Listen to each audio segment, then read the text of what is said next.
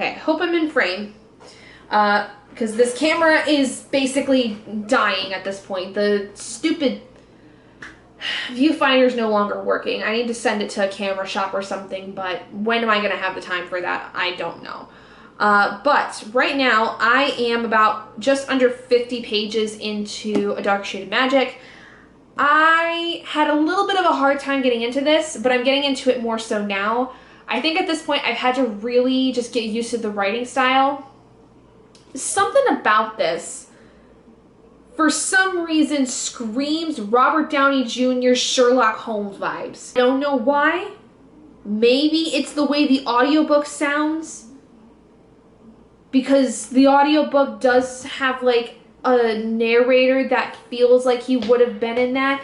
But I also don't know if there's like this stereotypical view of London, especially in like thinking like a 19th century London when it comes to any historical dealing, because this is supposed to take place in, I think, 19th century England, but where there's multiple worlds, multiple universes of London. Like, it's beautiful writing, don't get me wrong. It's very pretty. It's not purple prose per se. It's got like a very high society, I guess, feel to it, the writing.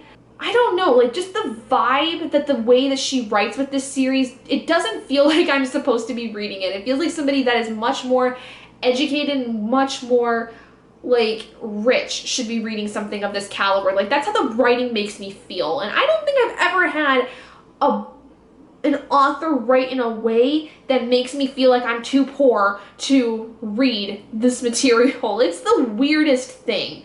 But anyway, that's basically all I've got to say about that right now. It's very pretty. I feel that I don't have really any grasp of what the plot is at this point.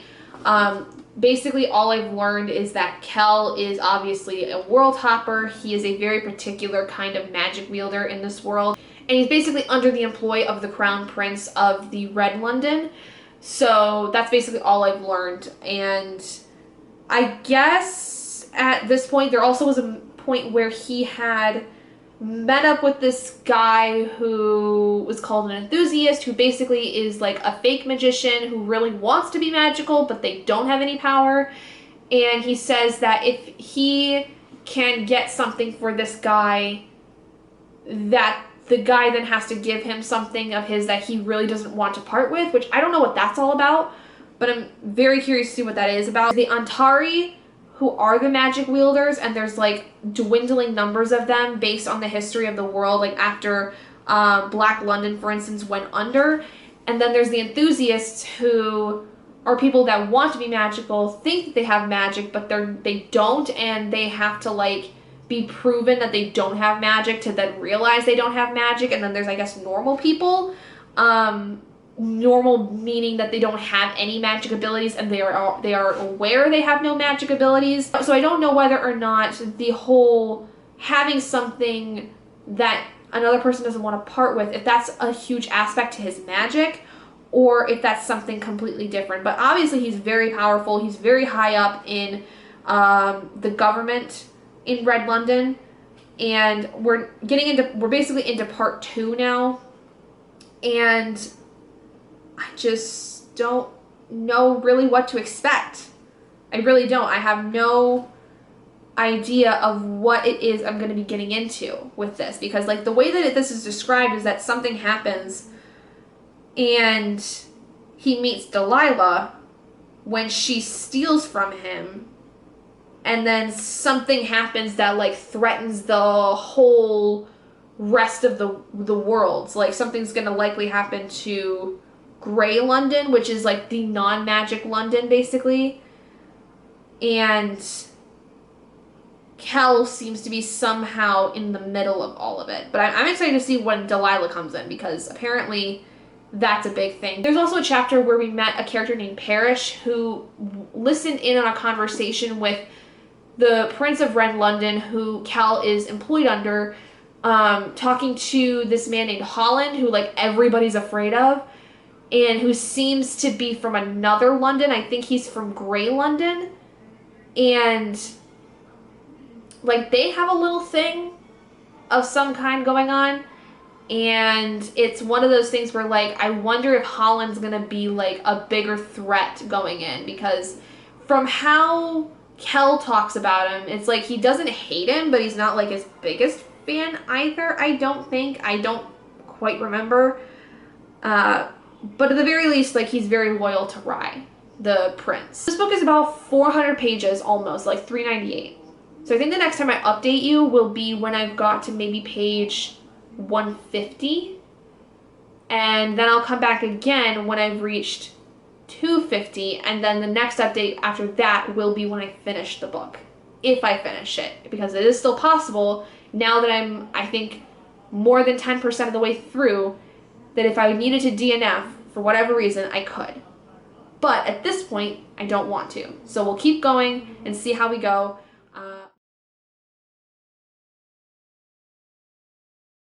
Hey guys, so it is now just after 11 a.m. on Thursday, September 15th, and I've just reached part 11 of Darker Shade of Magic. I am a little behind on my reading schedule, but I'm getting caught up. I'm currently on page 281, which is like the title page for the 11th part, and I am not gonna lie, I'm really bored. I am barely able to continue with this because of the fact that, like, I can at least finish it, but I don't really care what's going on. And to be quite honest, I do not think by the end of this, I'm going to care about reading the other books. It is so incredibly boring, and, like, I liked the beginning of learning about the other Londons, and when Delilah and Kel came together, and the fact that Delilah was going to go traverse the other Londons for the first time, but I'm just bored at this point. I don't really feel like I care enough about any of the characters, like Kel or Delilah or another character, Holland. I don't really have any ill will toward them or for any reason. I just don't care enough. And I don't know why that is. I feel like that this has just become so mundane, and I don't get it. I don't understand why I can like, Gallant by V.E. Schwab, but like the Monsters of Verity duology and now this series, which is one of her most popular series, I can't stand. I don't know if it's because she doesn't write series very well, and if she writes standalones a lot better, but I don't know. I really want to read her work. I want to know why people like her, but honestly, I just don't care anymore. I'm still willing to read The Invisible Life of Addie LaRue when I get the chance to, and The Near Witch, and also the Vicious and Vengeful duology, because I don't know, I like her writing style enough to where I'm just thinking I may not be finding the right things, because I really liked Gallant. Gallant was very fun. And she also has her middle grade series, The City of Ghosts, that I could also try. Like, I just don't think that this is the series for me, and it's just really boring to me. So I don't know, like, whether or not she's somebody who I will immediately go toward unless the book sounds really good, because even from the synopsis of this, I didn't even really feel like the synopsis was all that enticing, whereas the one for Gallant was a little bit more mysterious, a little bit more interesting. Like, I love anything to do with going to a mansion that, like, is, super creepy, weird, nobody knows about it kind of thing, whereas this one, like, I don't connect with the characters. I don't feel like I really care about the world so much. There's nothing here that's really keeping me to read it. Like, if anything, it's taken me forever to get back to this. I mean, you'll have seen the giant jump between the last clip and today, because I have not been drawn back to reading this. I haven't. It's been like pulling teeth trying to find the time to read this one, because I'm so much more engrossed in my other books, and this one's not doing it for me. I think that honestly, I'm just going to finish this so that I don't have to DNF it, because it's not to the point where, like, I want to DNF it, but I definitely think that the overall series, I am going to be stopping after this one, because of the fact that I just don't really care. But who the hell knows? Because if I can get through the last 118 pages of this and, you know, find something to enjoy about it, maybe I will continue with book 2. But at this point, over 80% of the way through this, about like 83% according to Goodreads, I don't really seem to enjoy this. And I think that by this point, if I am over 3/4 of the way through and I'm not enjoying it, I don't think it is possible for me to continue with this series because it's just not something I'm going to enjoy. I am also considering unhauling this along with the Monsters of Verity duology because I have no urge to go back to Monsters of Verity at all. I really didn't care for the first one. It was fine. It was like a 3-star for me, but wasn't something I was super interested in like this one. I think that this is going to be more of a 2-star based purely on how bored I am of this and how boring this story is. And it just boggles my mind because I really liked Gallant so much. A lot. I really, really liked it. And so I'm disappointed that 2 series of hers that are like one of her most popular and another one that was kind of what helped her get on the map in terms of being a well-liked YA author. I'm still willing to continue to try to read her work. I just don't think that this or Monsters of Verity are anything that I can gel with to where, like, I no longer am interested. So, I don't know. I'm really disappointed, but like I said, still have the rest of this to go. Maybe my mind will change, but it's not looking very bright currently.